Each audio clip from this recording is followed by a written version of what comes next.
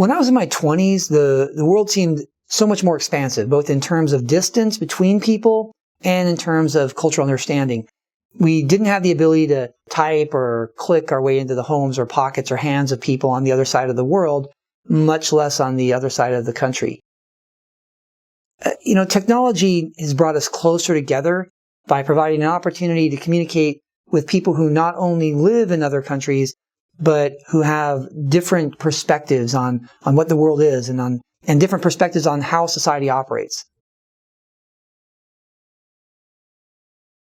When I think about global engagement from a marketer's perspective, I think of it as much more than having interactions with people all over the planet. Excellent marketers have developed through training and/or experiences the skills to communicate the right message, deliver it at the right time, and in the right format to particular target market segments. Their focus in almost every case is to deliver information that facilitates an exchange between two parties, usually some type of good or service for monetary compensation. The hope that we always have is that at the same time marketers are facilitating exchanges, they have an overriding desire to provide true utility or true satisfaction to these various target markets. In other words, marketers should not be trying to convince people to buy or to buy into something that they don't need, but instead should be trying to provide something that will actually improve the quality of life of their target audiences. Now, on a small scale, this is relatively easy to do because providing true satisfaction is often rewarded with more sales from similar customers who have similar needs and similar worldviews. But when you try to scale up your operation, you run into a dilemma.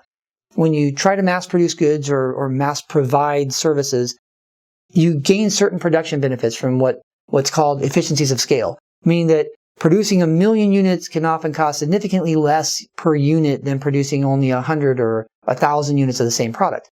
This savings in cost might translate to a savings for the buyer, but it also can translate into more profit for the producer.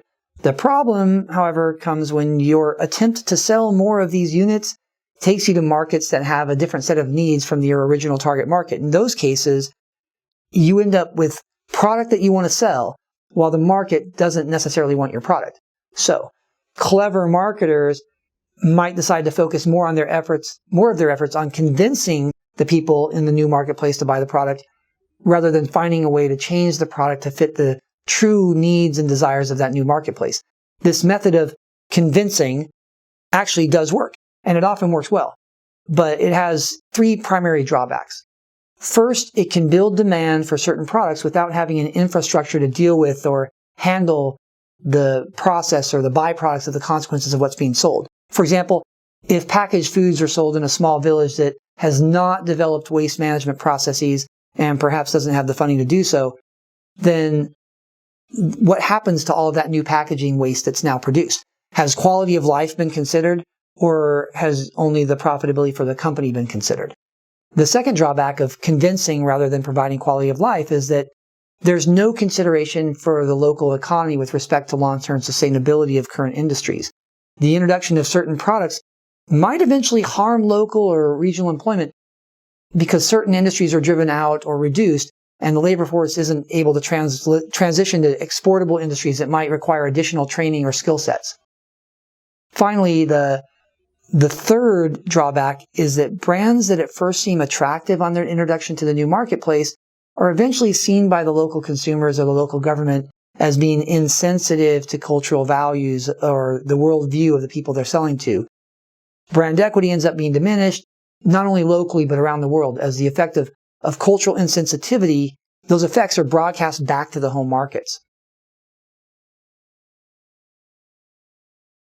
The solution to the convincing problem is global engagement. Global engagement's a lot more than just a surface level connection. It's a sincere desire to understand the target market culture with the intention of creating true utility, true satisfaction, true value that will in the end elevate the quality of life of the people in that market. Global engagement starts simply enough with an attitude of engagement. Marketers who lack this attitude will be unlikely to gain a deep understanding of the local marketplace and of how that marketplace interacts with local, regional, national, and global entities to sustain its economy. But marketers who have an attitude of engagement will strive for global awareness and seek to understand collective global perspective of the target audience. This will lead to a deeper understanding of the target audience's way of life, their concerns, their problems, their passions, their values, and their needs. Even more than this, though, engaging with the target audience will likely result in the desire to help them solve their concerns, a desire to provide service through offering the right product, developed in the right fashion and delivered in the right way, so that improving quality of life ends up being one of the primary goals of the marketing venture. And subsequent marketing communications will be almost guaranteed to resonate with the target audience because the gestalt of the marketing efforts has centered on the cultural perspective of the target market rather than imposing the cultural values of the marketer. In the end, global engagement easily flows from the development of global awareness and the efforts that result in having a global perspective. As marketers become more engaged with their audiences, they care more about them, they're likely to focus their marketing efforts on enhancing quality of life rather than convincing them to buy something that's already been produced in the home market.